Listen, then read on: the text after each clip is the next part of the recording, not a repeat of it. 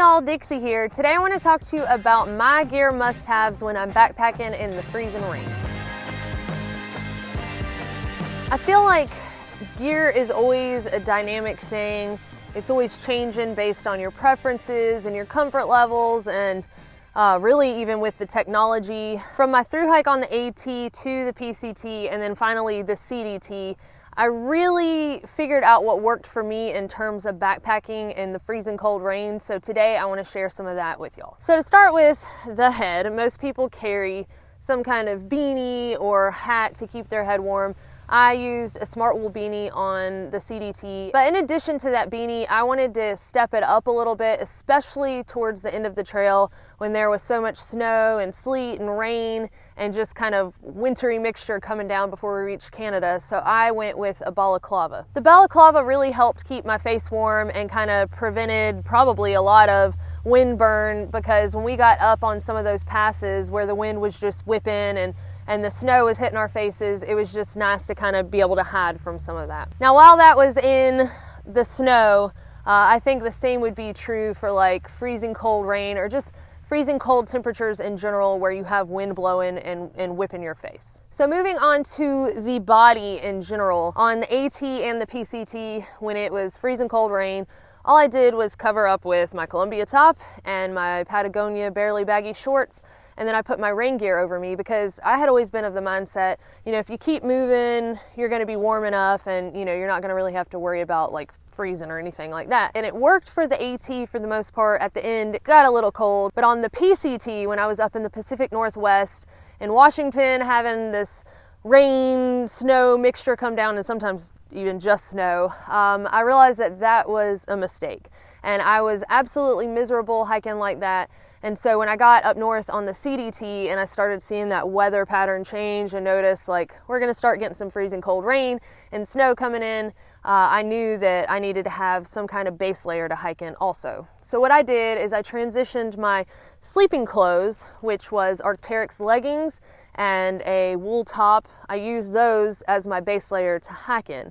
And then I brought in my smart wool leggings that I had used to sleep in on the PCT and an Arc'teryx top that was just, you know, kind of fuzzier and a little heavier and warmer for sleeping. When I was in Glacier National Park and I saw the snow predictions, I certainly did not want to hike in my puffy coat, which is what I stay warm in while I'm in my sleeping bag at night. When down gets wet, it's pretty much useless as far as any insulation goes. So I picked up a fleece pullover at the Glacier National Park gift shop, and honestly, it really did keep me very warm while hiking. And fleece keeps its insulating properties whether it's wet or not. Obviously, you don't really want it to be soaked and on your body while you're hiking in freezing cold temperatures, but even if it does get wet, it's still gonna have some of those insulating properties. And then of course, you know, your rain gear would go over the top of all that. And just in case anybody is wondering, for my rain gear, I used anti-gravity gear, the coat and the breeches. I really like the pit zips on the coat because you can kind of help regulate the temperature.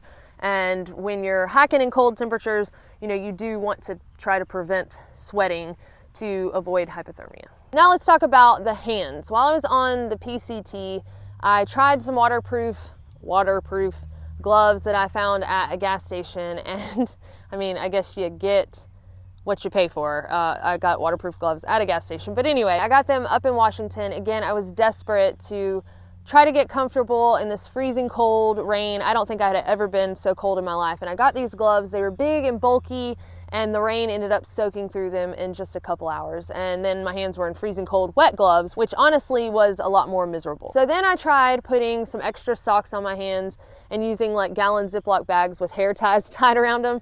And that did work, but it was not convenient. Anytime I needed to do pretty much anything except hold on to my trekking poles, I had to take the bag off and try not to wet the sock. So I knew that for the CDT, if I ended up in cold weather at the end, that I wanted to do a better job of keeping my hands warm, because for me, that is a huge thing for morale. When my hands are freezing cold to the point where it hurts to touch anything, I'm just not happy. So I did a little research and I found a review by Andrew Skirka on these Showa Timris gloves. I believe that's how you pronounce them.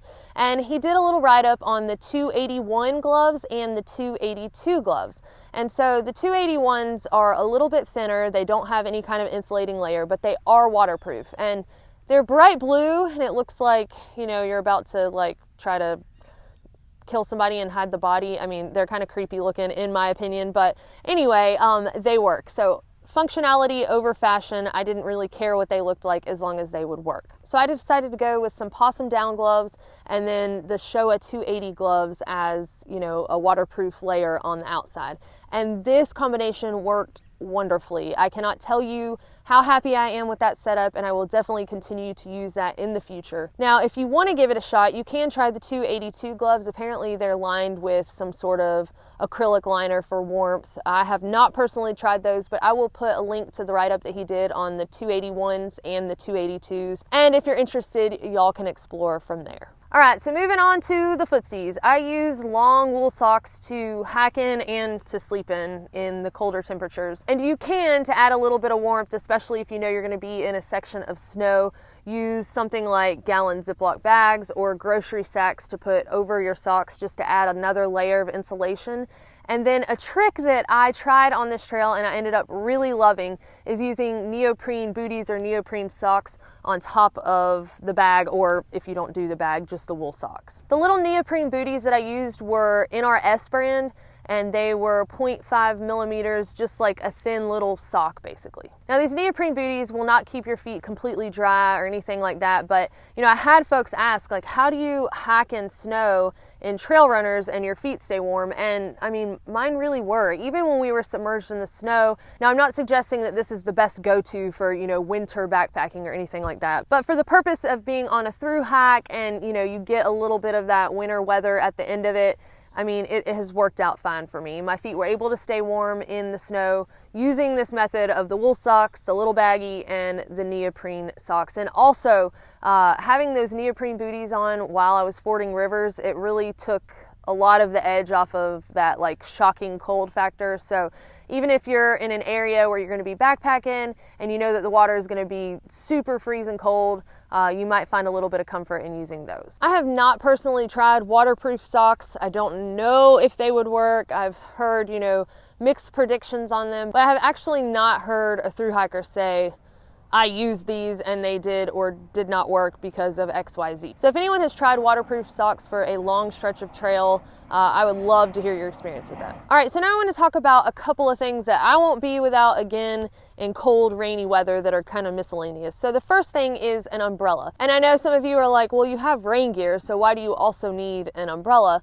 What I have found as far as using the umbrella in addition to the rain gear is that when I have freezing cold rain constantly hitting my raincoat, it's like it's, you know, sucking the heat away from my body. It's like my body is constantly trying to warm up that water that's touching the surface of my rain gear, but it never can because it just keeps on coming down. So having that umbrella over me and keeping the upper part of my body more dry, it really just kind of helped with the warmth factor. And then also, you know, you can sit down and kind of take a break and eat a snack or something like that and not have to worry about just being completely dumped on or, you know, everything in the opening of your pack getting soaked. So it's just nice to have that little reprieve, kind of like in the desert with the sun. It's just your own little dome of, you know, keeping the elements out. Now, as far as an umbrella for rainy weather, you don't have to worry about getting anything fancy. Usually I just use something from Walmart or the dollar store, you know, just the lightest thing I can get. Because if I'm going to be up on a ridge where there's a lot of wind and rain and all that coming in, then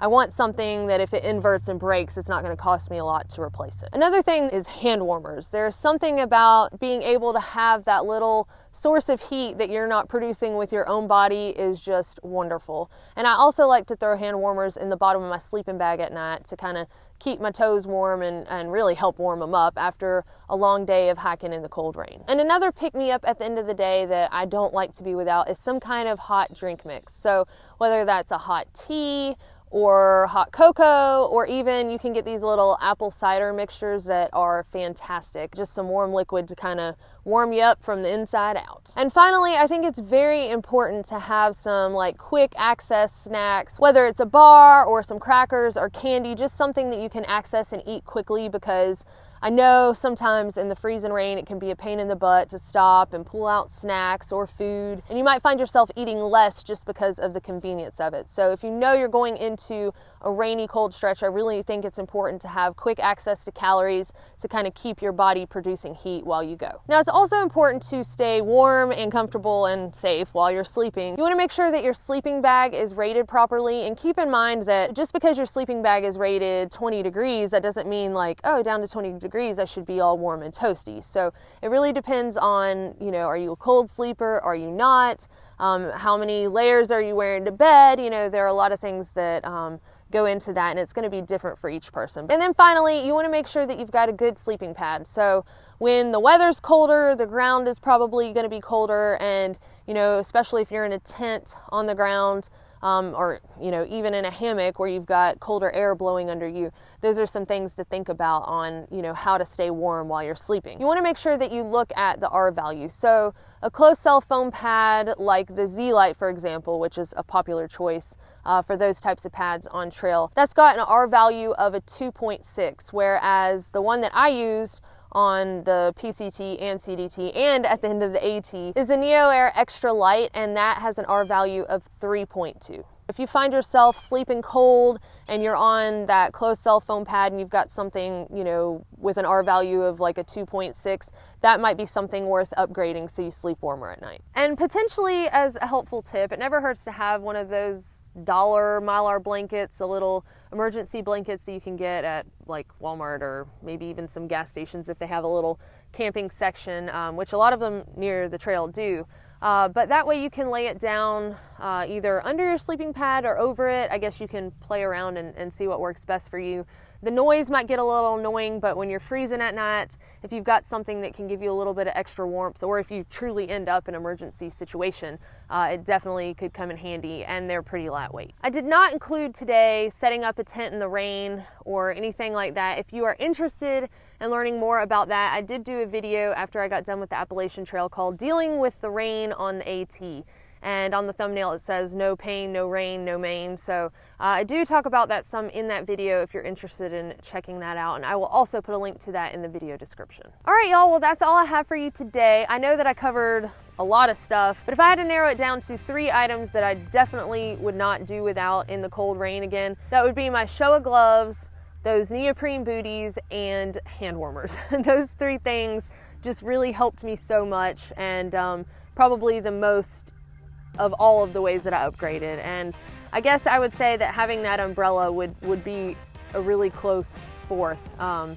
But I said 3, so we'll stick with that. Anyway, I would love to hear some tricks that y'all have learned or tried, whether they worked or failed, to make yourselves more comfortable while backpacking in the freezing cold rain or wintry mixtures. So feel free to share all of that in the comments below. And thank y'all so much for watching, and we will see y'all next time.